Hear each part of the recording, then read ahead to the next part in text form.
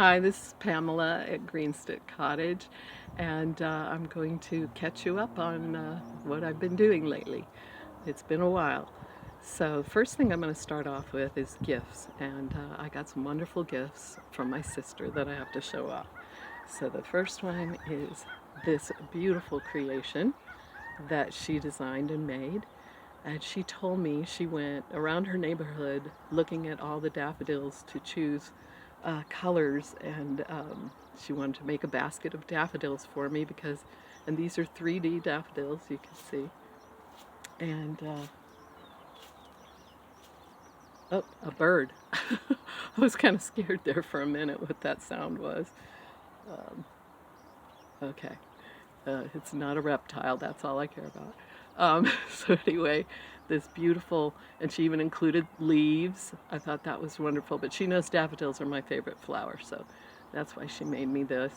And I just love it. The ribbon through the handle here, just love it. It's gorgeous. So that is from my sister, my very talented sister. She also quilts, and she just makes beautiful masterpieces. So this is the other thing I benefited from is that she is collecting vintage thread crochet pattern books. And so I'm going to show you, I benefit because she sends me any duplicates because she buys them in big batches or lots. And every once in a while she gets duplicates, and so she'll send me those because she doesn't need them. So I'm going to show you the first one here. This is from 1949, I believe. Double check. Yes, copyright 1949 by American Thread Company, and it is crocheting and tatting. And I have tatted in the past, but all I've ever made are like these cross bookmarks here. This one here. I've made bookmarks like that in the past, but I never advanced beyond that. So this book should help me do that, I hope. And one of my favorite things in here are these edgings. I would love to see this kind, either tatted or crocheted edgings, on the front of every shelf in my house. That would make me happy. That would put me in a happy place. And look at this gorgeous tatted luncheon set. I think it's called party set. So you have a coaster for the cup or glass, and a placemat, and then the centerpiece, big doily. So I would like to get back into tatting and give these a try. At least I'll start with an edging, probably. That would probably be the wise thing to do. All right, and then this next one is Volume 7, Original Crochet Designs by Elizabeth Hiddleston. And my sister has become a fan of Elizabeth Hiddleston's designs. So she's trying to collect all of these volumes. This is number 7, and here's the back cover. Beautiful, beautiful stuff in here. And what I thought was most interesting about this volume is this is from 1964. Yes, copyright Elizabeth Hiddleston. And I believe Hawaii became a state in 1960. So in 1964, it was still popular to honor the 50th state, and so they've got this this crocheted. These are all crocheted, by the way. This crocheted featuring pineapples, and I thought that was awesome. And if I'm wrong about the date that Hawaii became the 50th state, let me know, but I think it was 1960. And I believe Alaska was the year before that, in 1959. Okay, and here's another one that I loved. This is Dragonflies, and it's a square doily. I thought that was gorgeous. And she gives what colors she suggests. She says, if you prefer in colors, try first 2 rounds of motif in turquoise, round 3, 4, and 5 in shaded pink or pansy color, round 6 in ivory, fillet corners ivory, final edge turquoise.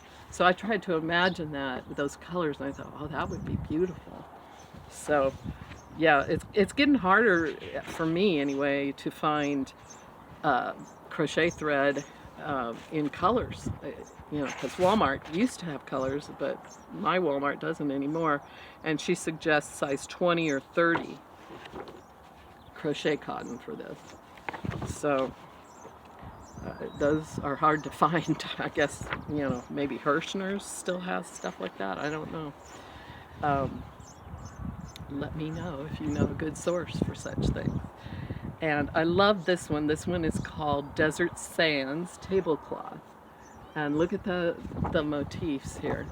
Well, I like the artwork here because I live in the desert, Arizona desert. So, but this is very apropos because we get little whirlwinds all the time, dust devils, all that. So this is very appropriate for this area.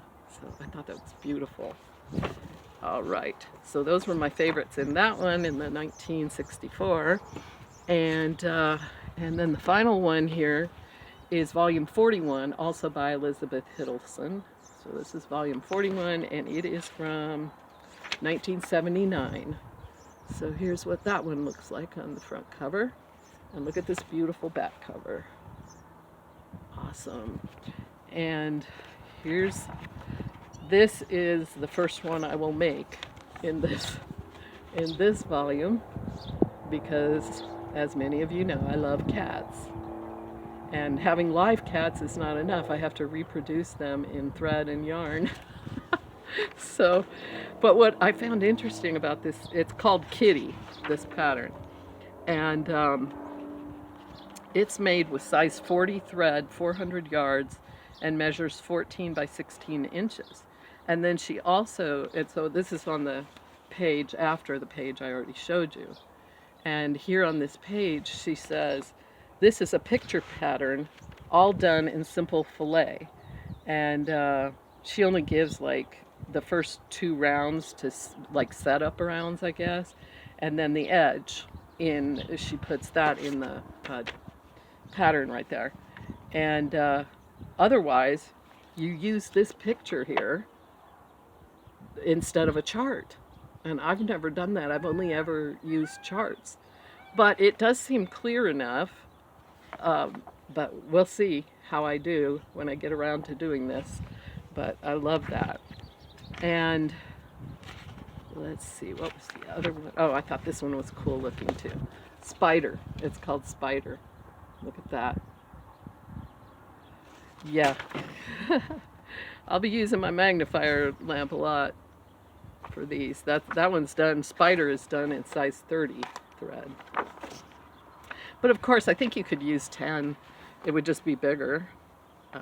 But what I loved about this volume this one's 1979, is the back has all these ads for other patterns or volumes.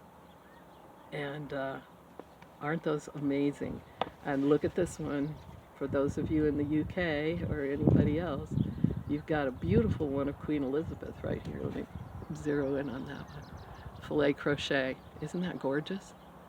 So, and that says number 217 on it. So I don't know if it's like a book number 217. It doesn't really give much information beyond that. Oh, I see. It's from Shirley Syracusa. I guess you ordered from her at a P.O. box. This was back in 1979. So I guess that's how you would acquire those. But maybe if you searched her name online, and you might be able to find some of these. I really love the peacock here. That one's pretty. And of course I love peacocks, like I love cats and unicorns and all kinds of Dragon, I like dragons too. And you got a God Bless America up here with the Capitol building. Um, and I also love horses. Here's one, horses. Yep, so I guess these, you had to, I guess Shirley bought an ad, Shirley Siracusa bought an ad, and she was in Midway City, California. I don't even know where that is, but I'm guessing it's Midway. Oh, and look at this butterfly. Look at the butterfly. So pretty. Thread crochet is just so pretty. I wish it wasn't so time consuming, but I guess you pay for that in time when you get more.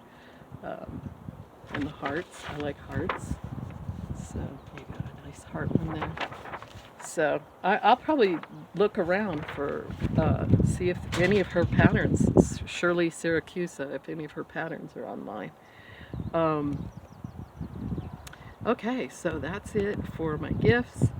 And I don't have any finishes, but I do have what a surprise, I haven't finished anything because I seem to always just start things, but I do finish sometimes, so I'm going to pull out a past finish and show that one instead, since I don't have a current finish. But I'll be right back. I got to go close the door so it's not banging.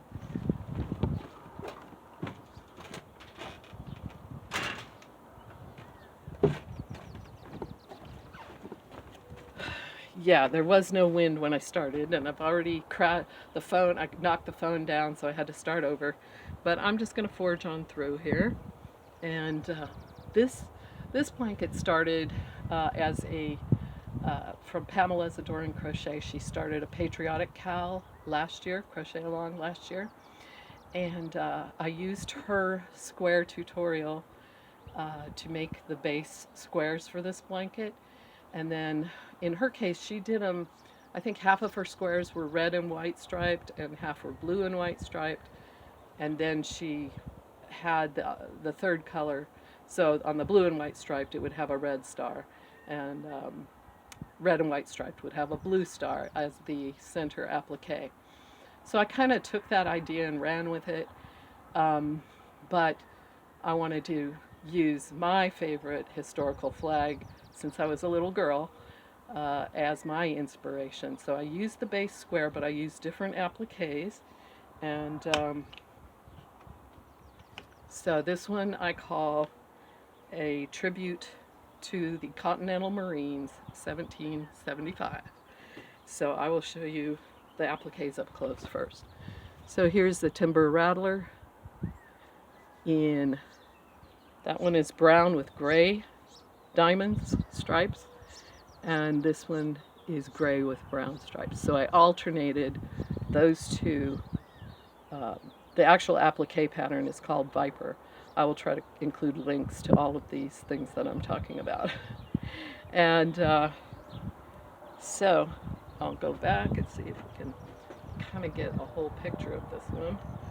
It's 7 squares by 7 squares, and I think they're about 10-inch squares, maybe 8. I can't remember, but I'm 5'4", and it's touching the ground. It hits me right here, so that's with the join and border. But this is what it looks like, and I included this. So this is based on the flag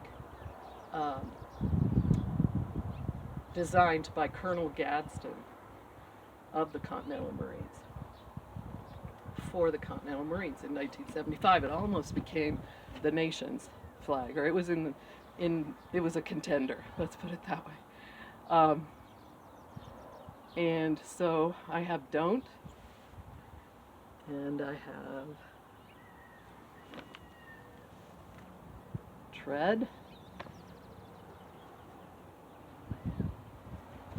There we go. And here we have On Me. So don't tread on me. And I have loved this flag since I was a little girl. I thought it was the coolest flag. Not that I like snakes, because as I said, I was afraid that noise might have been a reptile. So, but I did like the, for a battle flag, it was excellent for 1775. So, and the other thing special about this is the first blanket I've ever made specifically for me. This is the first one I've chosen and, compiled different patterns to make a flag just for me, or a blanket just for me. So I'm really happy about that. And I use this blanket every day. Well, these days, every night, because it's getting hot during the day.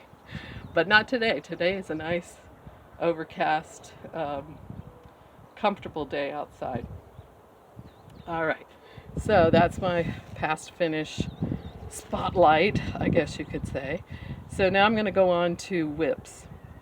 And one of them I dropped on the deck here. I think I'll start with Desert Star, which is my 100-day project. And I am currently working on row 16 out of 24 rows of 32 squares in each row. And these are 2 round granny squares. And some of them are bicolor. The C.L. Halverson is the designer, and she calls the 2-color ones bicolor grannies. And they're a little bit fiddly, but they're not difficult. None of this is difficult. And I chose to do join as you go instead of sewing them together. So, let's see if the wind has to pick up, of course. Anyway, here we are with this side. So I'll try to show this side first. And I'm at the bottom there on, did I get it up high enough? Yeah. So that's where I'm at on row 16. And I've got part of the center star of row 16 done. And I'm doing 6 squares a day to finish this by June 1st. When I pulled it out of hibernation, I began this in 2014 for my youngest child, and he picked out the pattern and the colors, which pretty much match the colors, pretty close match to the colors in the photo that comes with the pattern. And he was visiting the other day, and he was really excited to see how much farther this is than when he saw it last. So he's, the finish line is in view, and he's really happy, and that made me really happy to see him that happy. So that was great. I enjoyed that. And my other whip that I'm currently working on, I left one of them. I didn't bring with me out here, but I'll just show that one next time, because I'm nowhere close to finishing it, I don't think, so it'll still be around. All right, but I'm going to show Lizzie. And let's see, here's where I'm at. I am starting the 4th row of the Elizabeth section. I have finished the Jane section. And this blanket was designed by Anya at Ophelia Talks.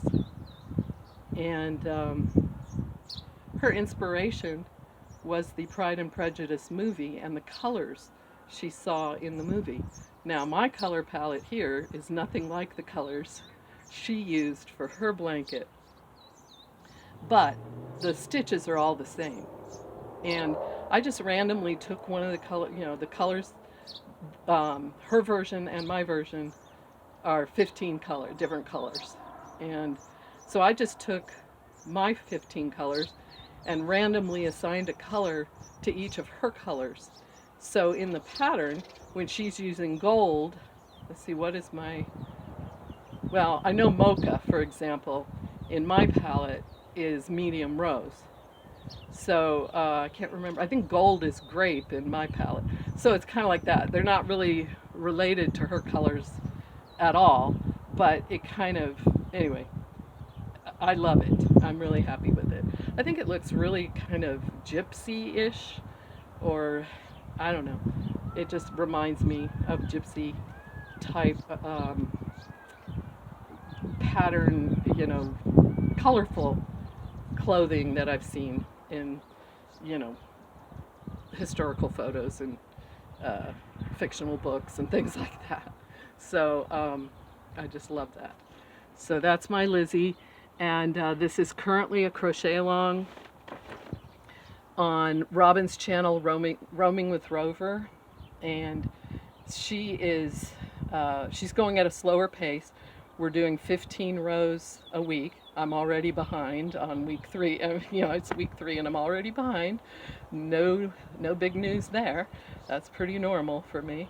And she's also recording herself reading Pride and Prejudice, so you can listen to her video while you're crocheting on the Lizzie blanket. I thought that was a great way to do this crochet along. So I have really been enjoying that a lot. All right, and I guess this isn't really a whip, except I'm still currently reading this book. I talked about it before, the Crochet Answer book by Edie Eckman. And I had checked it out of the library so I could check it out and see if I want to have my own copy. And I'm in the last chapter, and yes, I do. I want to get my own copy of this book because it is just filled with information.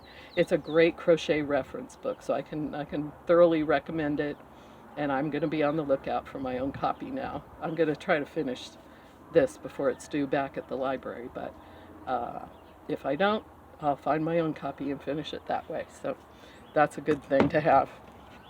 So if you can find one, grab it, especially if you can get it for a good price. All right, now I'm up to plans. So I think I'll sit down again and talk about that. So I have my youngest daughter. She has a friend who's also a sister-in-law, and she is in love with succulents, the sister-in-law is. And her birthday's coming up in the summer. So my daughter saw a tutorial on YouTube, and I can't remember the name of the channel right now, but I will link that in the description box. And it is absolutely fantastic. It is a pot.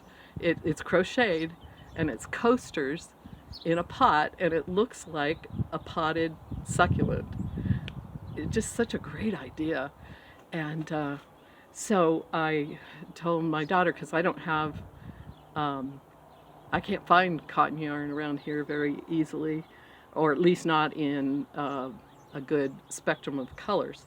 So when my daughter was near a Hobby Lobby, I told her go there and check out their cotton yarn and see if you can get some in the colors that you want for this project. So the first one she got I Love This Cotton from Hobby Lobby, which I believe is a 4-weight. It doesn't matter. I think you can make it in any weight you want, depending on how big or small you want the coasters to be. And in fact, in the tutorial, she includes a larger one that she wanted to have a larger one to set her teapot on, and then three smaller ones for mugs. And so you can choose either the large or the small, or combinations thereof. But this is bruschetta, and so she picked this for the pot color to put the coasters in, and this is just plain brown. And so this is the center of the coasters to represent the soil that the succulents are in. And she couldn't pick between 2 greens for the leaves of the succulent, so I'll just alternate them. And we've got sage and olive here. So I think this is just going to be gorgeous. Also, this YouTuber with this tutorial, she has another tutorial that's similar, coasters, but it is a pot of flowers instead of a succulent. So I will probably want to do that one too. Of course, I always want to do all the things. Okay. And so my next one, my next plan, I think I'll save that because this is so long now. I'll save that and talk about that next time. All right. I hope you're having a great day with yarn and whatever else you're enjoying, books, and or just time with family and friends. Thank you very much. I'll see you next time.